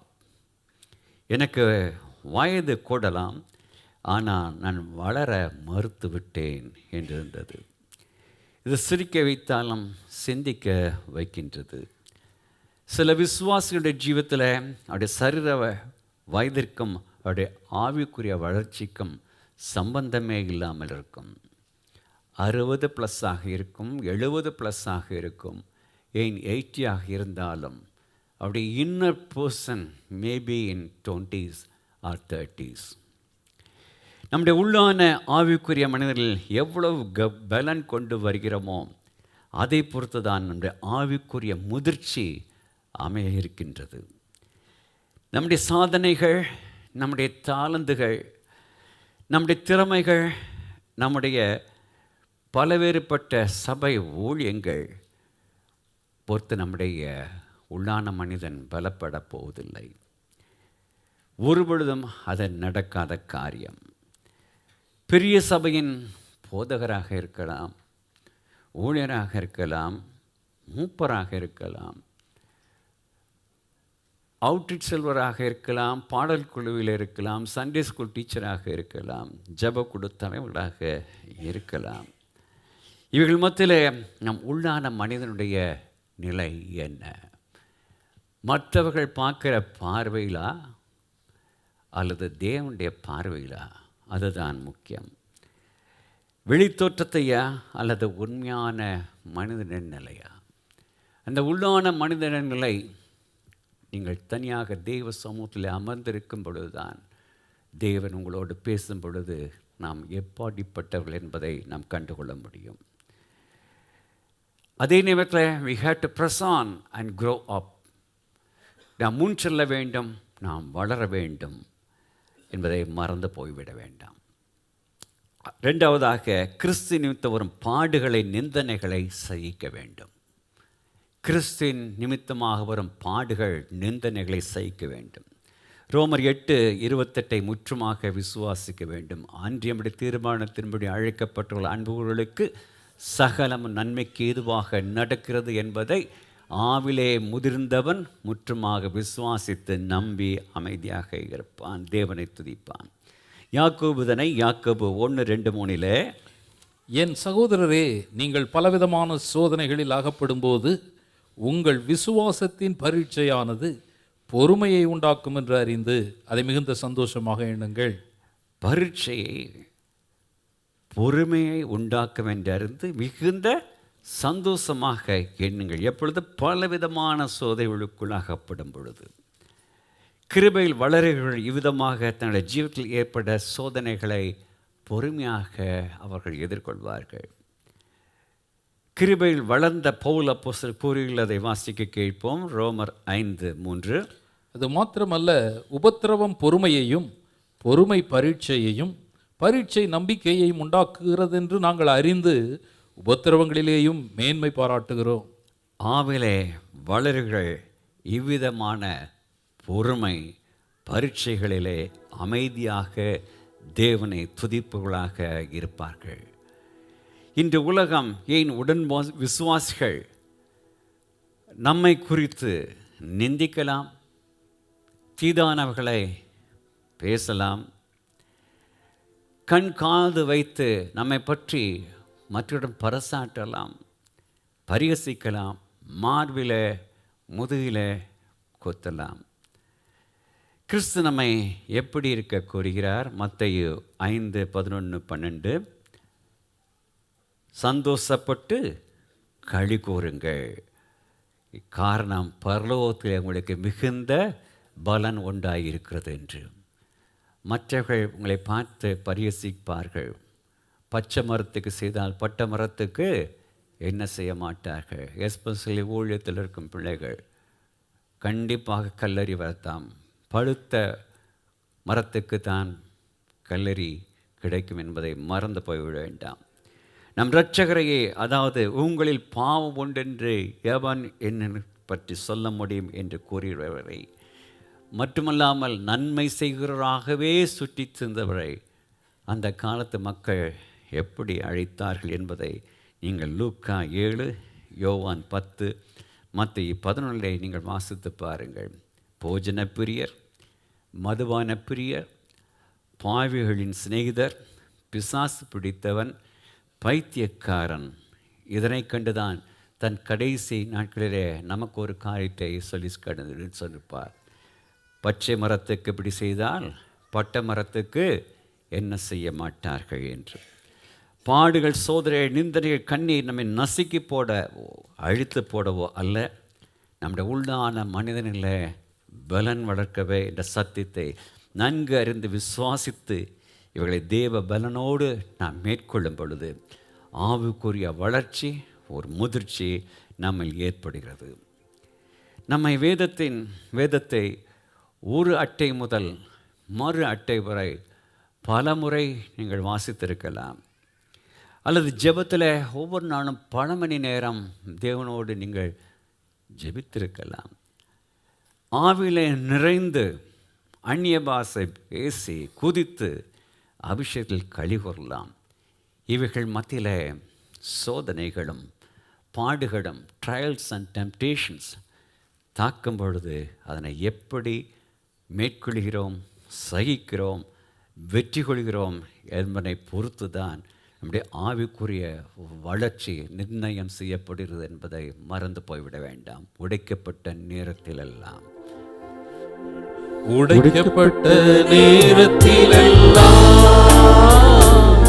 என்னை உருவாக்கின கிருபை இது. உடைக்கப்பட்ட நேரத்திலெல்லாம் என்னை உருவாக்கின கிருபை இது. கிருபையே, கிருபையே, மாறாத நல்ல கிருபையே,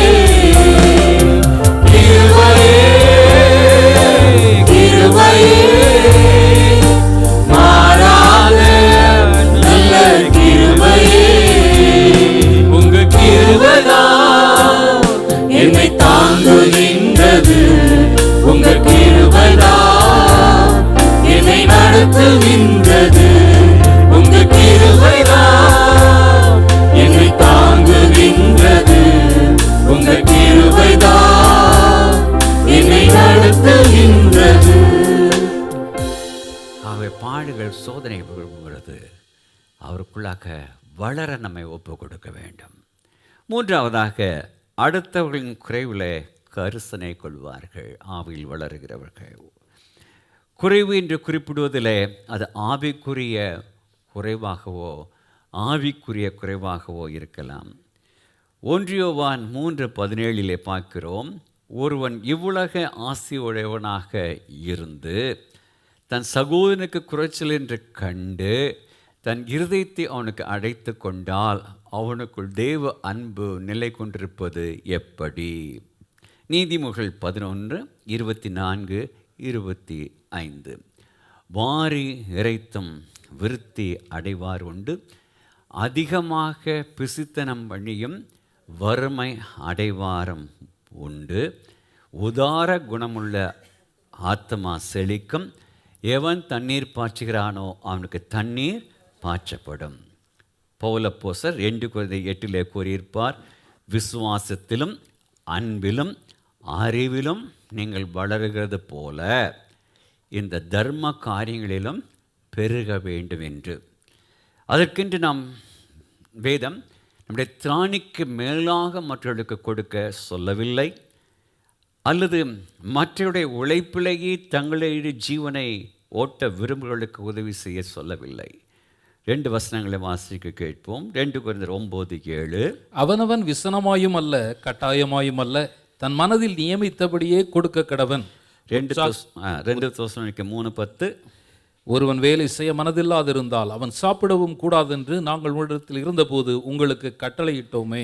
யாரும் மற்றவருடைய உழைப்பில் ஜீவிக்க ஆசைப்பட்டு விடக்கூடாது. நோ ஈஸி மணி லிவிங். சிலர் மற்றவர்களை கடன் வாங்கியே தங்களுடைய ஜீவனை ஓட்ட விரும்புவார்கள். வேதத்திற்கு அது புறம்பானது. அதே சமயத்தில் ஏழை திக்கிட்டுகளுக்கு நாம் கண்டிப்பாக உதவி செய்ய வேண்டும் என்று வேதம் வலியுறுத்துகிறது.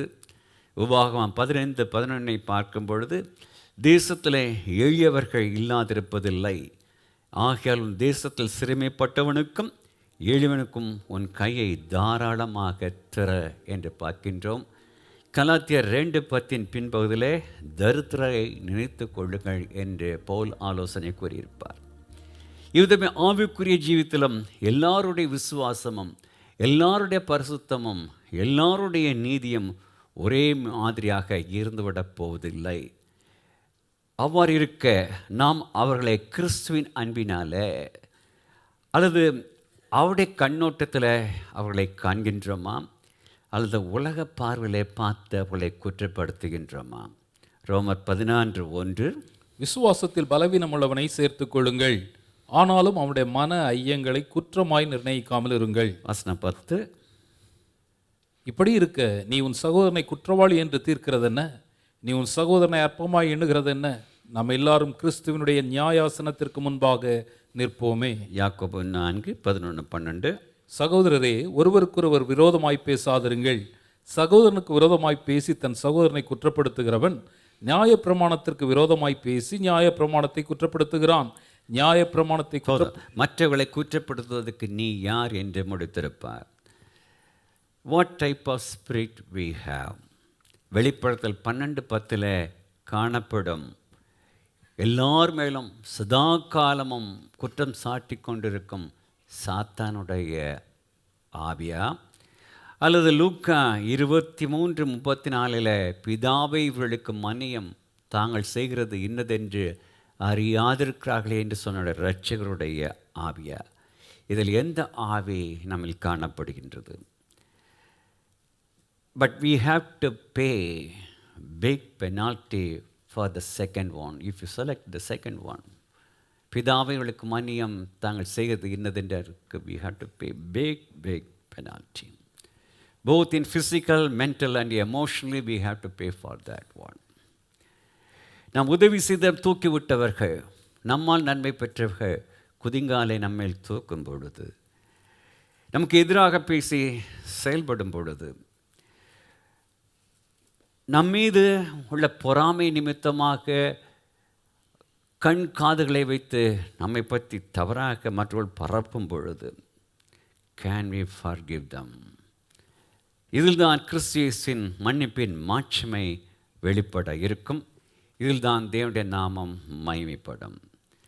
பவுல் அப்போஸ்தலர் 1 கொரிந்தியர் 9:22 பலவீனரை ஆதாயப்படுத்திக் கொள்ளும்படிக்கு பலவீனருக்கு பலவீனனை போலானேன், எப்படி ஆகிலும் சிலரை ரட்சிக்கும்படிக்கு நான் எல்லாருக்கும் எல்லாம் ஆனேன். இதுதான் ஒருவருக்கு இருக்க வேண்டும்.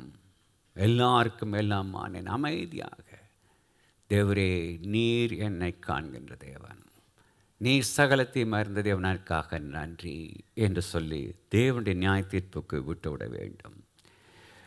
நம்முடைய பவுல் அப்போஸ்தலர் போன்ற தியாகத்தை செய்யவிட்டாலும் நாம் இருந்ததை நாம் செய்யலாமே.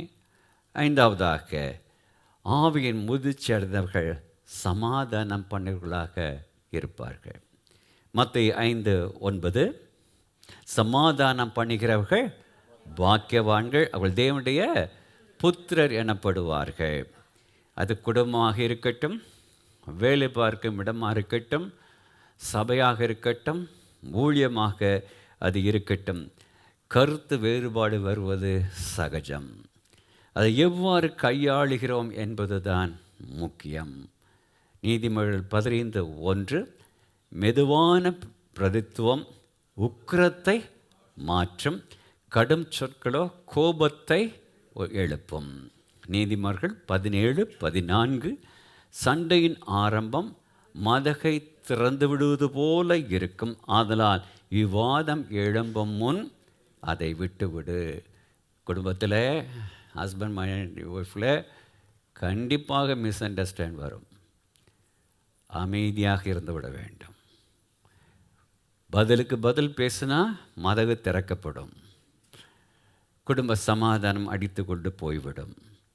1 பேதுரு 3:9 தீமைக்கு தீமையும் உதாசீனத்துக்கு உதாசீனம் சரி கட்டாமல் அதுக்கு பதிலாக ஆசீர்வதியுங்கள் என்று பார்க்கின்றோம்.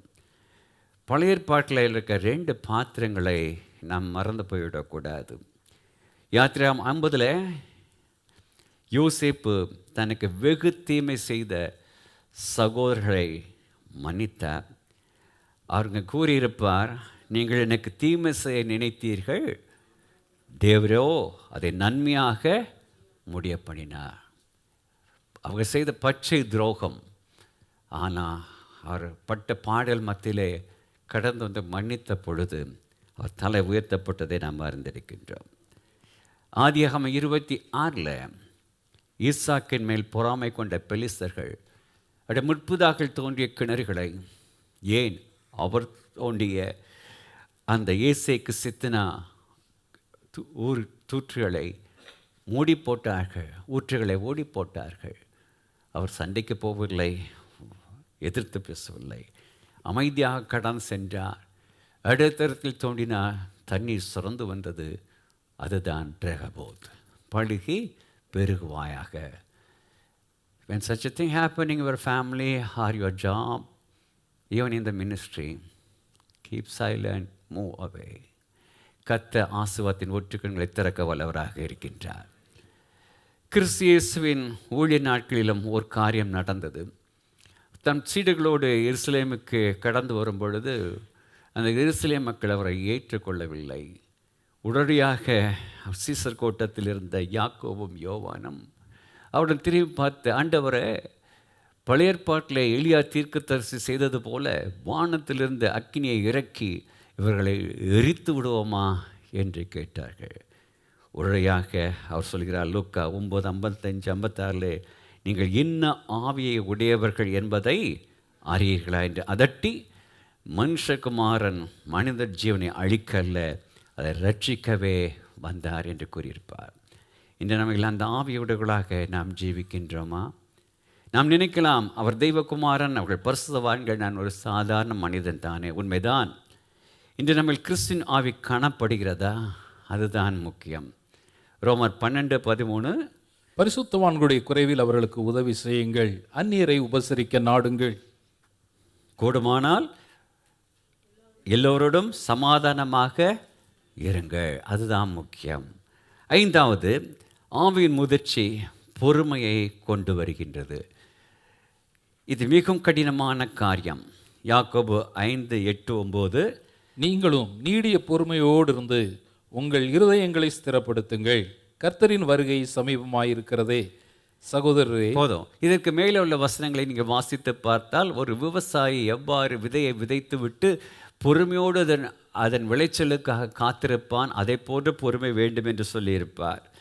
ஒரு சில காரியங்களுக்காக தினமும் நாம் ஜெபிக்கின்றோம், இடைவிடாது ஜெபிக்கிறோம், உபவாசித்து ஜெபிக்கின்றோம், பாவ அறிக்கை செய்து ஜெபிக்கிறோம், கண்ணீர் விட்டு ஜெபிக்கிறோம். ஜெபத்திற்கு பதில் தாமதமாகும் பொழுது அப்பொழுதுதான் அங்கு நம்முடைய பொறுமையற்ற தன்மை வெளிப்படுகிறது.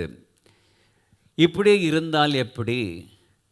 நாம் ஏதாவது செய்தால் தானே தேவன் நடத்துவார் என்று நாம் தேவனுக்கு உதவுவாக செய்து, எவ்வாறு நம்முடைய விசுவாசத்தின் தகப்பனாகிய ஆபிரகாம் காத்திருந்து தன்னுடைய மனைவி சாராளம்மையாவுடைய ஆலோசனையின்படி செய்து அங்கே இந்நாள் வரைக்கும் பிரச்சனைக்குள்ளாக ஆக்கினது போல, நாமும் நம்முடைய ஜீவத்தில் நாம் இடைப்பட்டு பெரிய பிரச்சனையை நம் ஜீவத்தில் உண்டாக்கி விடுகிறோம். உண்மை இல்லையா?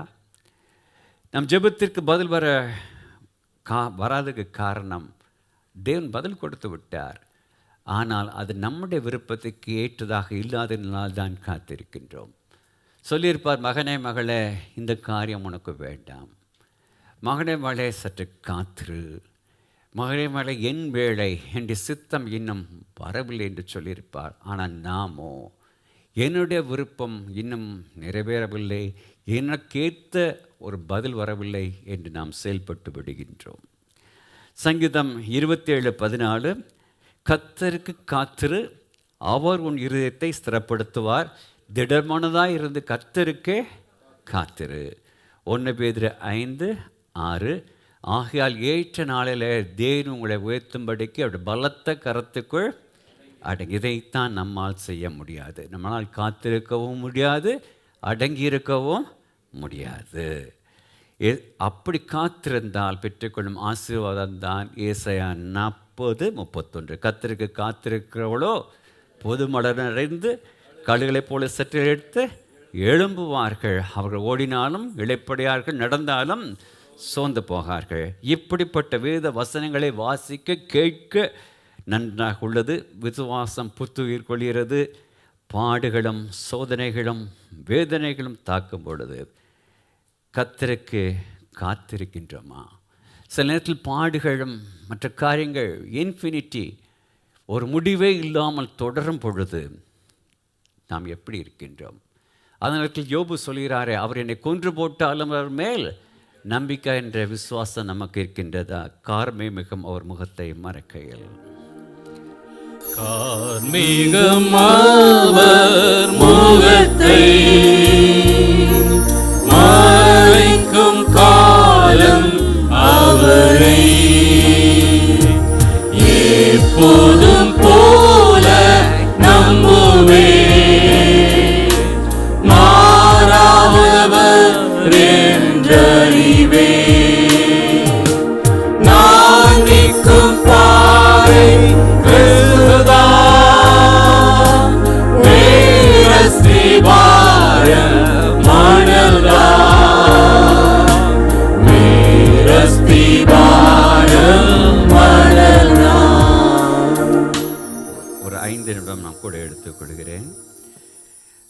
மூன்றாவதாக கடைசியாக நாம் இதுவரை கண்டிராத ஒரு மாற்றம், நம்முடைய இரட்சகராகிய கர்த்தராகிய இயேசு கிறிஸ்துவின் 2ஆம் வருகை. 1 கொரிந்தியர் 15 51 52. இதோ ஒரு ரகசியத்தை உங்களுக்கு அறிவிக்கிறேன், நாம் எல்லாரும் நித்திரை அடைவதில்லை, ஆகிலும் கடைசிய காலம் துணிக்கும் போது ஒரு நிமிஷத்திலே ஒரு இமைப்பொழுதிலே நாம் எல்லாரும் மறுரூபமாக்கப்படுவோம். எக்காலம் துணிக்கும், அப்பொழுது மரித்தோர் அழிவில்லாதவர்களாய் எழுந்திருப்பார்கள், நாமும் மறுரூபமாக்கப்படுவோம் என்று இந்த மகிமையான மாற்றங்கள் நடந்தேற உள்ளது நம்முடைய இரட்சகரின் 2ஆம் வருகையின் பொழுதுதான். அது எப்பொழுது இருக்கும்? எப்பொழுது இருக்கலாம், நாளை இருக்கலாம், 10 வருடத்துக்கு அப்பா இருக்கலாம், 100 வருடத்துக்காக இருக்கலாம், 2000 வருடத்துக்கு பின்பாக இருக்கலாம். எப்படியோ அந்த நாளை இந்த உலகம் சந்தித்தே தீர வேண்டும்.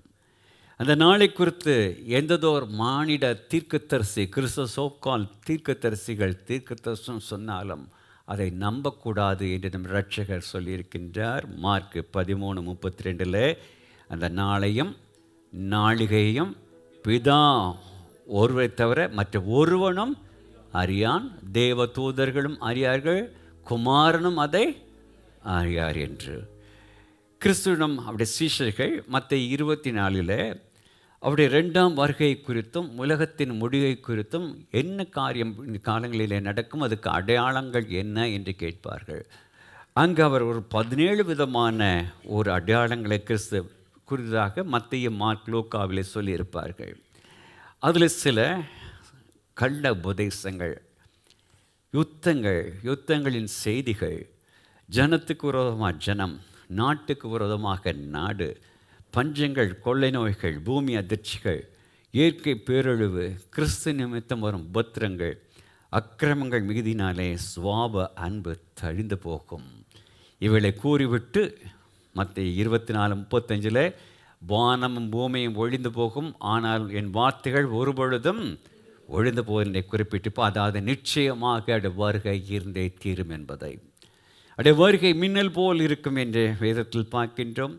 மட்டுமல்ல, நோவாவின் காலத்தில் நடந்தது போல் இருக்கும். அது என்ன? நோவாவின் காலத்தில் அங்கு நிர்விச்சாரமாக எவ்வாறு சபை இந்த நாளில் 2026 ஆண்டுகள் வருத்தப்பட்ட பார சுமக்கிறவர்களே, நீங்கள் எல்லோரும் என்னிடம் வாருங்கள், நான் உங்களுக்கு இளைப்பாறுதல் தருகிறேன், பாவங்கள் எவ்வாறு இருந்தாலும் செவரே இருந்தாலும் கர்த்தராகிய இயேசு கிறிஸ்து இரத்தத்தினால் கழுவப்படுங்கள் என்று கூப்பிட்டு கொண்டிருக்கும் பொழுது அல்லல் தட்டி கொண்டு தான் இருக்கிறார்கள். காலத்தை பிரயோஜனப்படுத்த தவறிவிட்டார்கள்.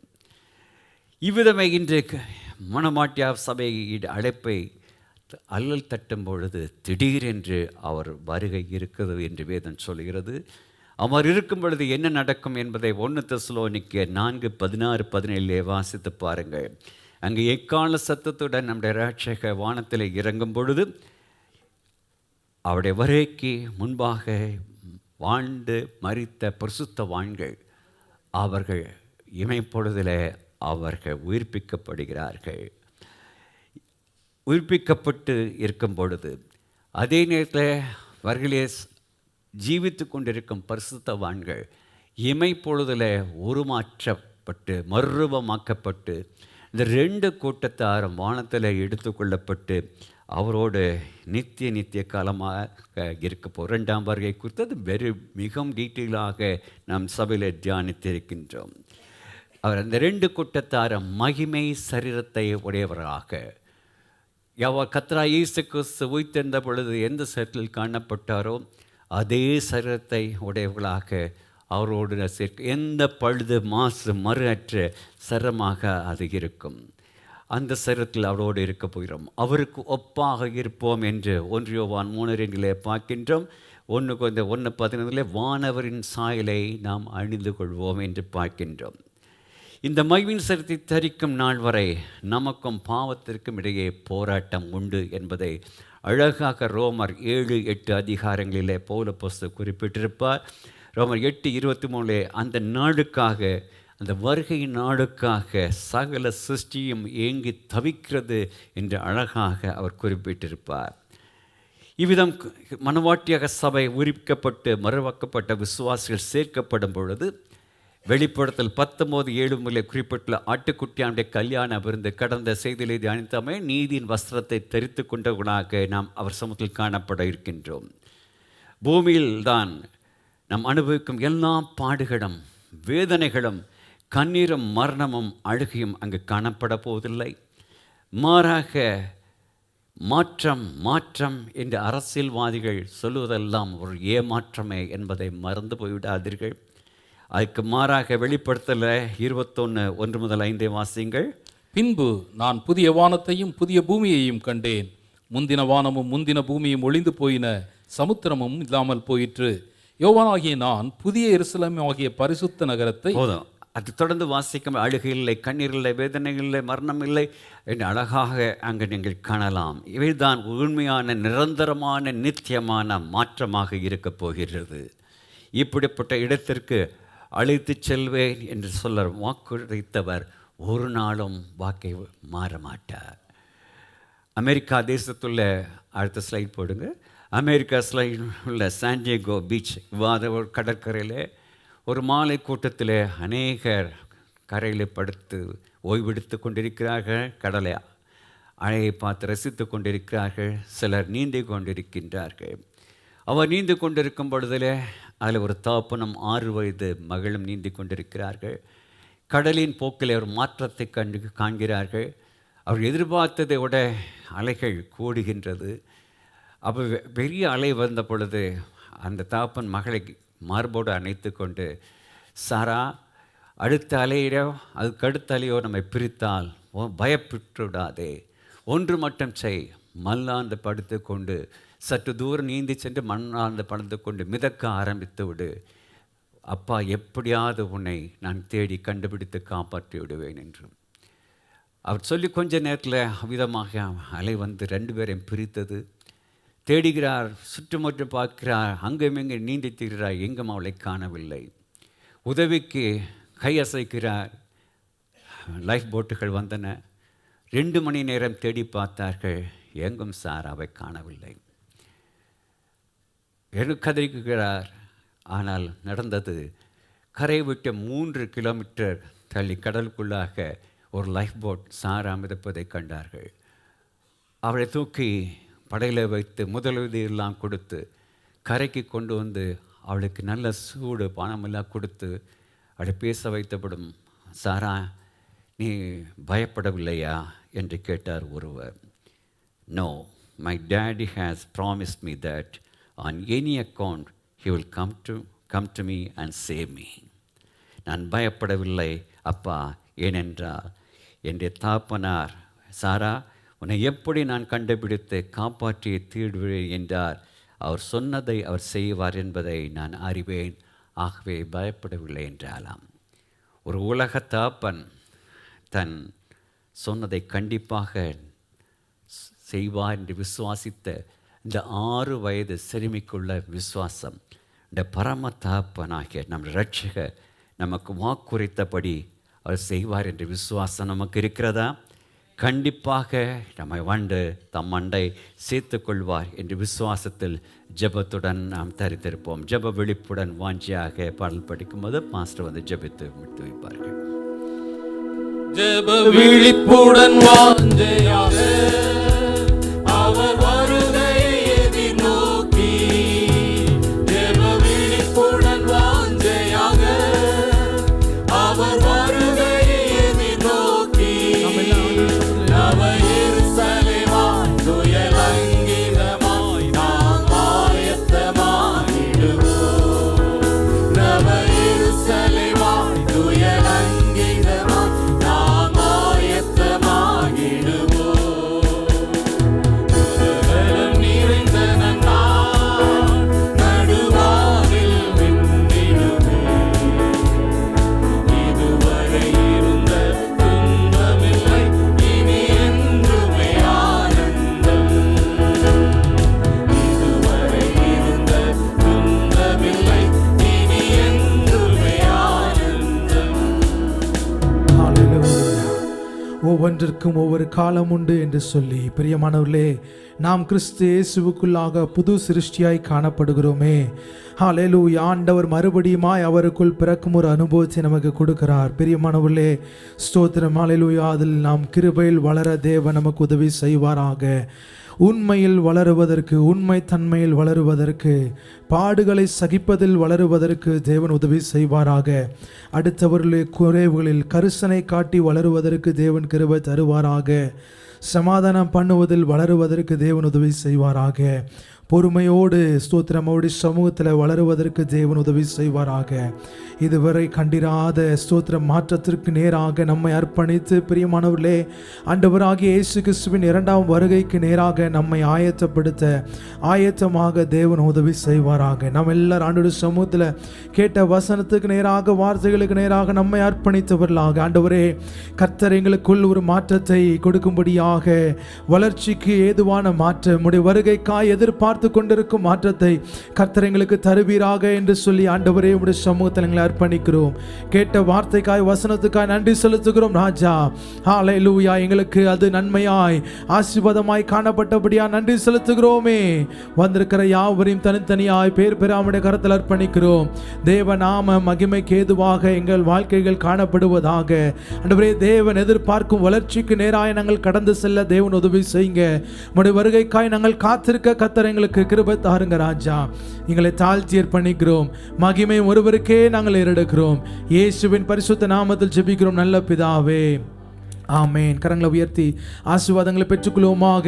கர்த்தராகிய இயேசு கிறிஸ்துவின் கிருபையும், பிதாவாகிய தேவனுடைய அன்பும், பரிசுத்த ஆவியானுடைய அன்பும், ஐக்கியமும், சந்தோஷமும், சமாதானமும், பாதுகாப்பும், அரவணைப்பும் நாம் அனைவரோடு கூட என்றென்றைக்கும் நிலைத்திருப்பதாக. ஆமென். எந்தன் கண்மலை அரணான கோட்டையானா, நீதிமானை தள்ளாட விடவே மாட்டார். எந்தன் கண்மலை அரணான கோட்டையானா, நீதிமானை தள்ளாட விடவே மாட்டார். அவர் எந்தன் கண்மலை அரணான கோட்டையானா, அவர் எந்தன் கண்மலை அரணான கோட்டையானா. புது பாட்டை எந்தன் நாவினில் தந்தார், புகழ்ந்து பாடிடுவே. கர்த்தர் நல்லவர், எந்தன் வாழ்வினில் ருசித்து நான் என்று பாடுகிறேன். கர்த்தர் நல்லவர், எந்தன் வாழ்வினில் ருசித்து நான் என்று பாடுகிறேன். இணைந்து சொல்லுவோமாக. என் ஆத்துமாவே கர்த்தரை ஸ்தோத்திரி, என் முழு உள்ளமே அவருடைய பரிசுத்த நாமத்தையே ஸ்தோத்திரி. என் ஆத்துமாவே கர்த்தரை ஸ்தோத்திரி, கர்த்தர் செய்த சகல உபகாரங்களை மறவாதே. ஆமென், ஆமென். ஹalleluya, ஹalleluya, ஹalleluya.